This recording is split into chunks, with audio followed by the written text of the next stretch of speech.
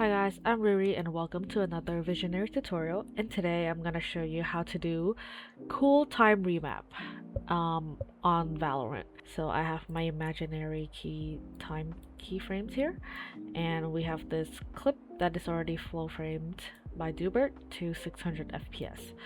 So I'm gonna let the clip play, and then let's start my time remap here on this number 3. Let's delete this too. So pretend this is the intro, and I'm gonna start my time remap here. I'm gonna cut my clip.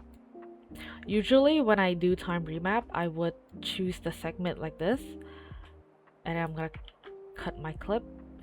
So let me explain how to time remap for basics. I mean for beginners. So when you choose to time remap, you should choose a separate action. For example, Jet is pulling out her operator here. That's one action. And the easier way to explain this is when she pulls out her ult. You see she's spinning her knife, and then now she's spreading it. So I would usually do the spinning one as one set of keyframe, which is a beginning and the end. So the beginning would be here and the end would be here, and then another set of keyframe that starts would be when she spreads her knife like this. So let me do my time remap here first. I would pre-compose it so it's easier for me. I don't have to delete the end keyframe later for the entire clip. And let's, like, for example, set a time here, okay? And you're gonna enable time remap using Control Alt T, and then yeah.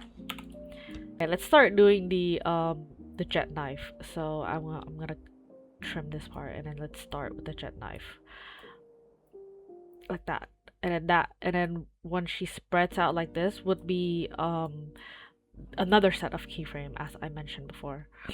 So let's just cut this part, and then we're gonna pre-compose and then enable time remap. So I would select my keyframes like this from the original clip, like this, like that. Actually, yeah, I think this could be a good set. And then, you know what, I'll just not use the spreading part, and then I'll trim it. Oh, sorry. And then I'll extend this, and then I'll drag the keyframe, the end keyframe, to the end. And wait, let's add a time keyframe here, like this. There we go. I'm gonna drag this to the end, and then I'm gonna drag the keyframes to one keyframe before the time frame here. And then we're gonna all F9, open the graph. Let's do another fast, but not too fast, so I would want two of this to meet, I think. Let's watch it. Okay, not bad. And then I think I'm gonna just follow that graph. You don't need to be precise, to be honest. Like, you can just adjust as you go. There we go. Let's see. You know what? Not bad. Adding shakes would be a lot nicer. Let's do one for her shooting.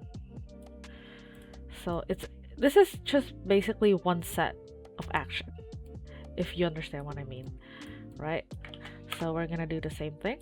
Let's pre-compose this.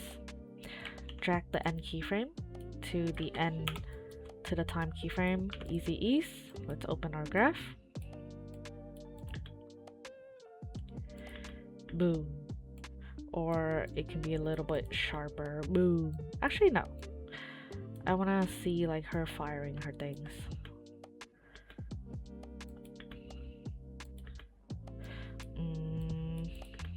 There we go.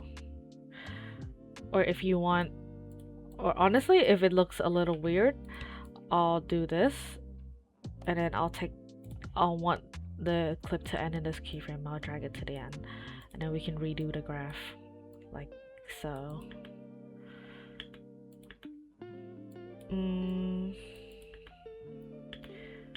Boom. Okay, not bad. So pretend this is our imaginary intro. Boom, boom, boom, boom. Boom. There we go.